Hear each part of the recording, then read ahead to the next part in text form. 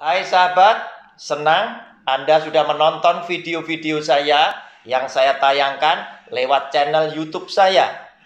Saya percaya Anda sudah like, Anda sudah subscribe, sehingga setiap kali saya menayangkan video-video saya yang baru, Anda pasti tidak akan pernah ketinggalan. Jika Anda merasa diberkati lewat video-video saya, maka dengan kerendahan hati saya memohon, berkenanlah Anda share juga kepada keluarga-keluarga yang lain agar mereka juga mendapat berkat yang sama. Sengaja video-video saya isi dengan pelajaran-pelajaran Alkitab yang akan menjadi berkat bagi setiap keluarga yang mengikutinya. Mereka akan berhasil mengajar mendidik anak-anaknya menuju kepada kesuksesan, kebahagiaan, dan keselamatan yang Tuhan sudah siapkan. Oleh karena itu, jangan pernah tinggalkan video-video saya. Ikuti terus lewat channel YouTube Roni Suwono. Shalom.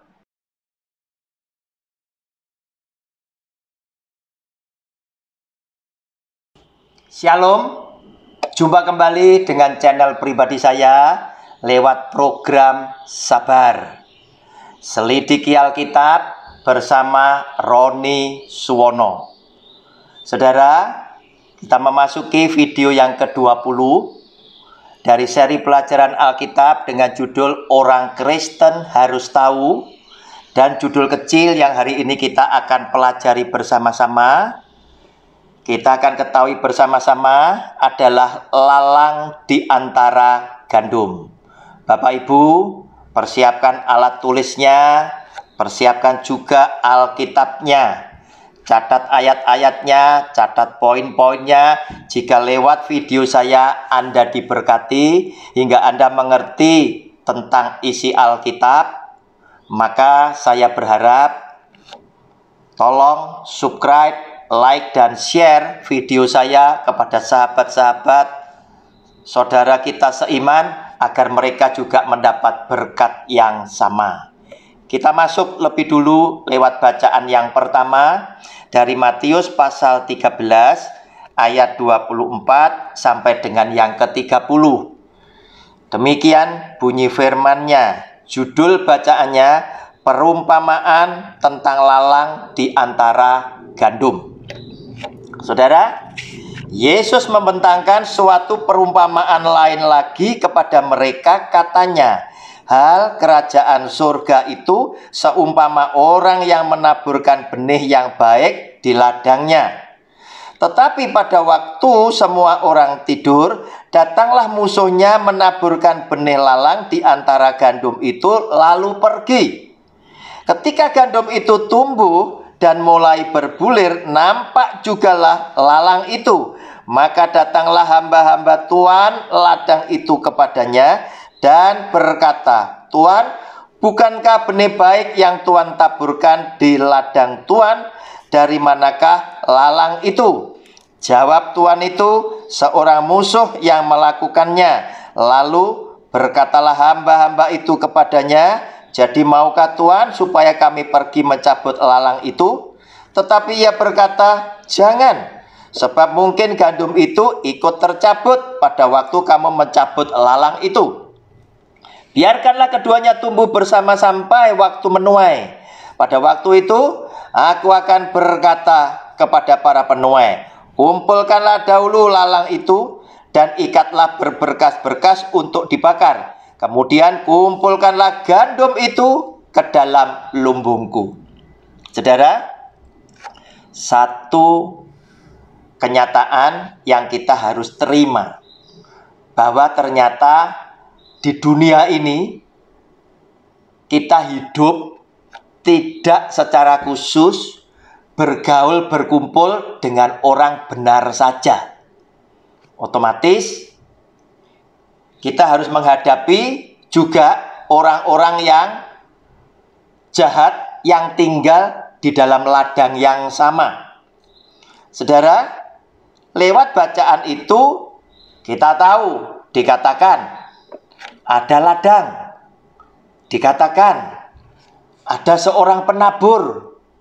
Tuan ini, pemilik ladang ini, yang menaburkan benih yang baik, yaitu benih gandum. Tetapi pada waktu malam, ketika semua orang tidur, seorang musuh juga datang untuk menabur di ladang yang sama, yaitu benih yang jahat, benih lalang. Maka tumbuhlah gandum bersama lalang bersama-sama di ladang yang sama. Kemudian hamba-hamba tuan pemilik ladang tadi bertanya, "Tuan, bukankah engkau menaburkan benih yang baik saja? Tetapi kenapa, Tuan?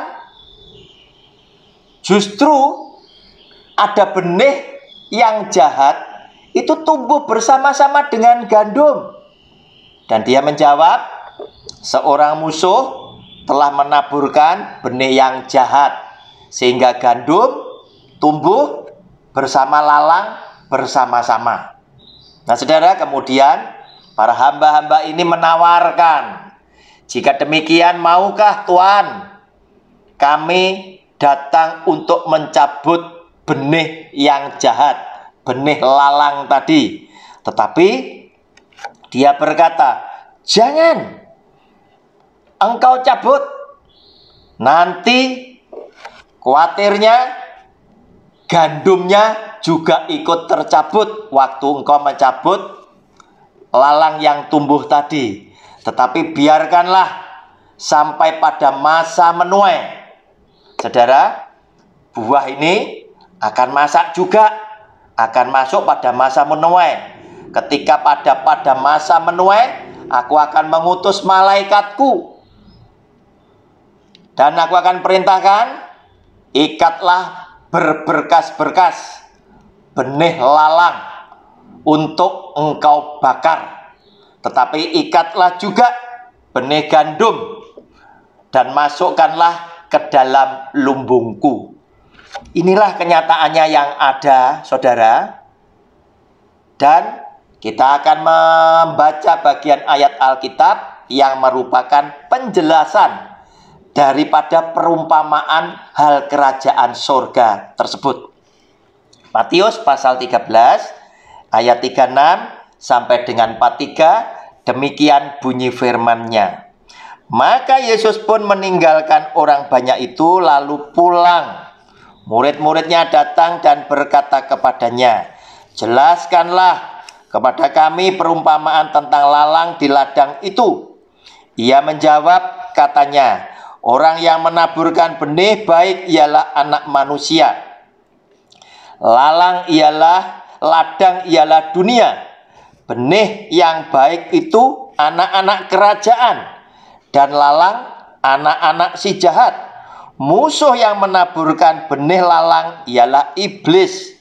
Waktu menuai ialah akhir zaman, dan para penuai itu malaikat. Maka seperti lalang itu dikumpulkan dan dibakar dalam api, demikian juga pada akhir zaman Anak Manusia akan menyuruh malaikat-malaikatnya, dan mereka akan mengumpulkan segala sesuatu yang menyesatkan dan semua orang yang melakukan kejahatan dari dalam kerajaannya. Semuanya akan dicampakkan ke dalam dapur api. Di sanalah akan terdapat ratapan dan kertakan gigi. Pada waktu itulah orang-orang benar akan bercahaya seperti matahari dalam kerajaan Bapa mereka. Siapa bertelinga, hendaklah ia mendengar." Saudara, yang baru saja kita baca merupakan penjelasan daripada perumpamaan yang tadi kita baca. Ternyata Tuan yang baik adalah yang pemilik ladang dan menaburkan benih-benih yang baik. Gandum adalah anak-anak kerajaan, yaitu saudara dan saya sebagai orang benar yang selalu setia melakukan firman Tuhan di dalam hidup kita sehari-hari sebagai cermin bukti kita mengasihi Yesus Kristus Tuhan. Nah, saudara, musuh penabur tadi yang jahat adalah iblis, dan iblis menaburkan benih yang jahat, yaitu lalang, yaitu anak-anak iblis, orang-orang jahat ini tadi. Dan pada waktu menuai adalah akhir zaman. Penuai-penuai adalah malaikat-malaikat. Sepertinya Tuhan ingin ingatkan kepada saudara dan saya bahwa yang namanya penghakiman adalah hakku.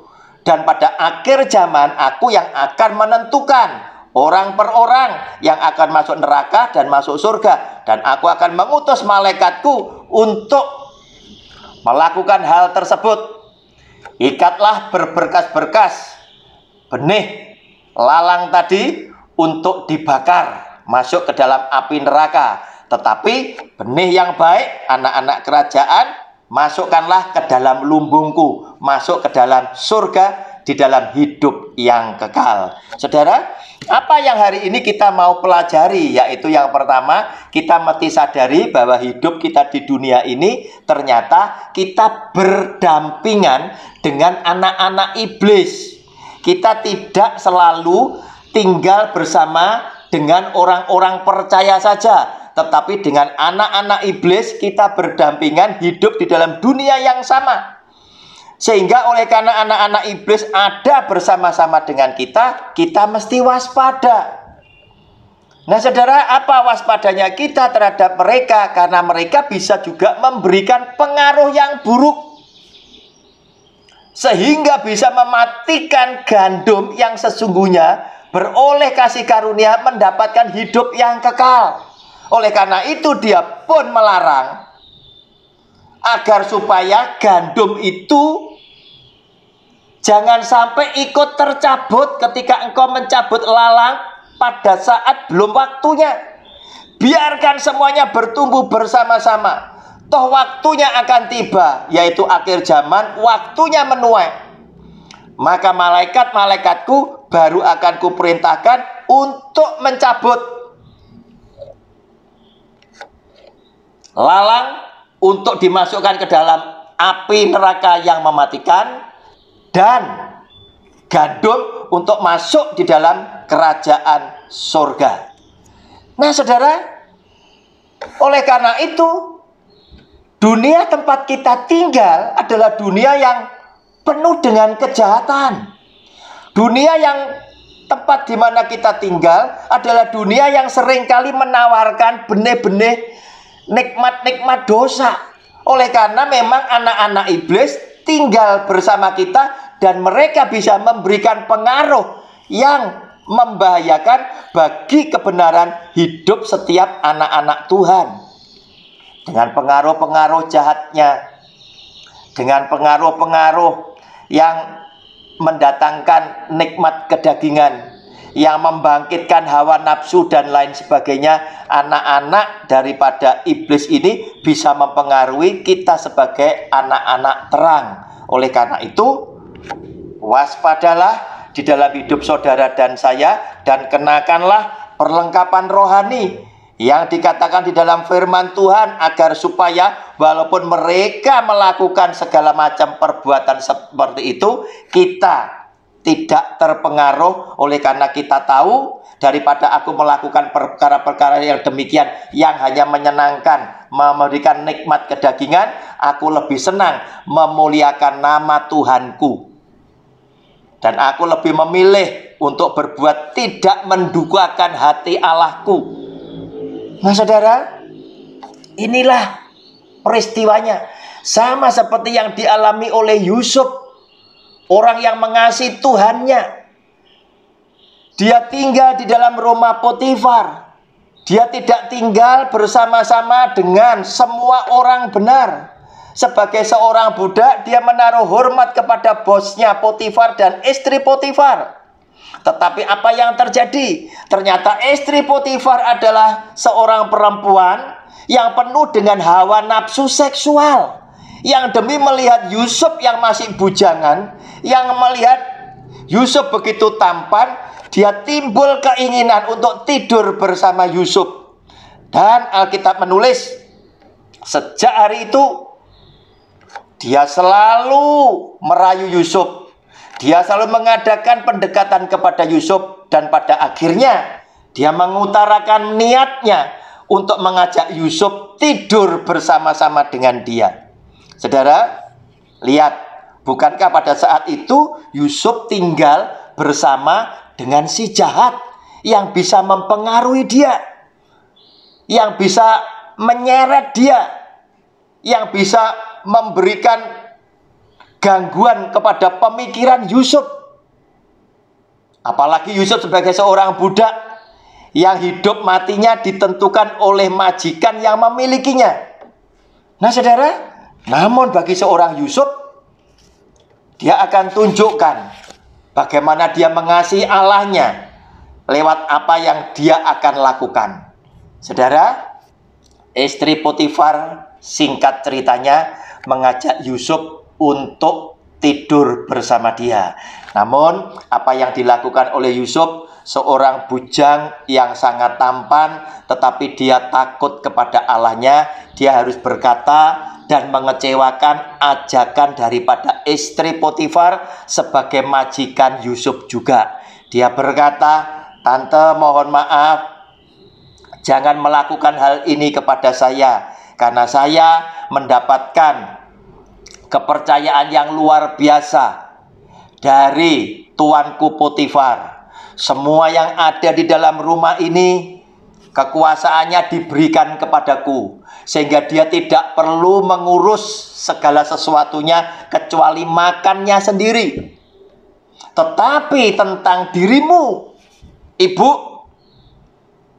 Anda adalah istri daripada tuanku Potifar, dan dia tidak menyerahkan kepadaku. Oleh karena itu, aku tidak akan berbuat dosa yang sangat besar kepada tuanku Potifar yang sudah memberikan kepercayaan kepadaku demikian besar.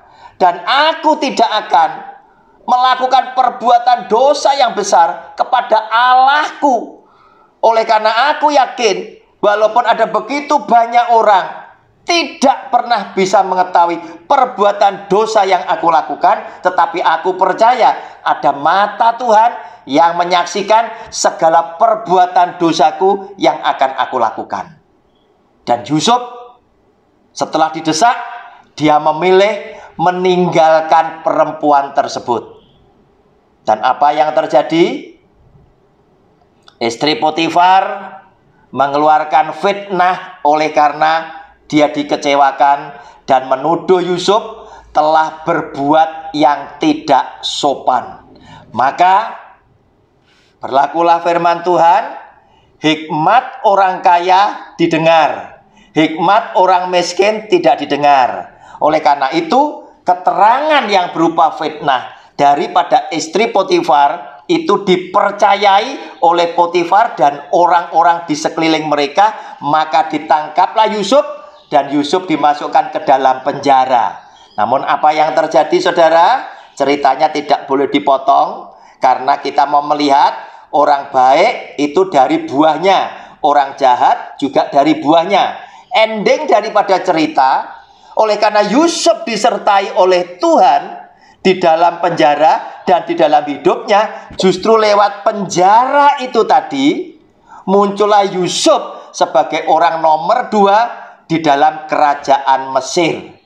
Oleh karena itu saudara, jika saudara tetap setia, saudara tetap percaya kepada Tuhan dan melakukan firman Tuhan di dalam hidupmu sehari-hari, saya yakin kesetiaanmu akan mendatangkan berkat dan upah dari Tuhan yang luar biasa, sebagaimana halnya Yusuf yang telah setia diberkati dengan kepercayaan dari Tuhan yang begitu luar biasa. Oleh karena itu, hati-hati sekarang dengan pengaruh jahat anak-anak iblis yang hidup berdampingan dengan kita di dunia.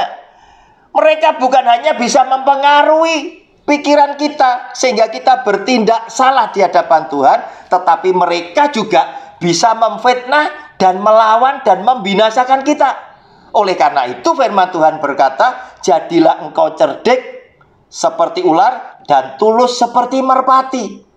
Sehingga ketika Tuhan mengutus saudara dan saya seperti domba ada di tengah-tengah serigala, maka kita akan diselamatkan oleh karena kita mendengar nasihat firman Tuhan dan kita melakukan firman Tuhan di dalam kehidupan kita sehari-hari.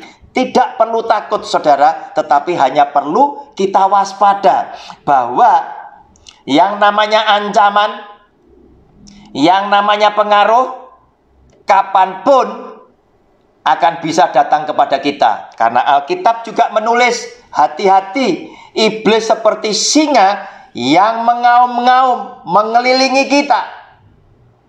Dia siap menelan, dia siap menerkam saudara dan saya yang keluar dari garis kebenaran firman Allah. Oleh karena itu, tetaplah saudara setia, tetaplah Anda berjalan di dalam kebenaran firman Allah, maka firman Tuhan berkata, engkau akan diselamatkan. Shalom, Tuhan Yesus memberkati. Amin.